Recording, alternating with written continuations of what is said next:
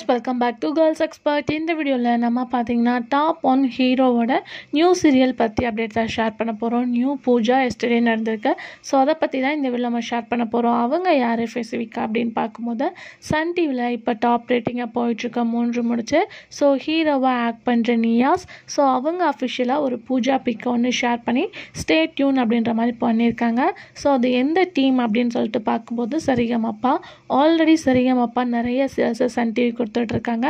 இப்போ இவங்களோட நியூவா வந்து கமிட் ஆயிருக்காங்க. என்ன அப்படின்ற கெஸிங்ஸ் இருக்கு.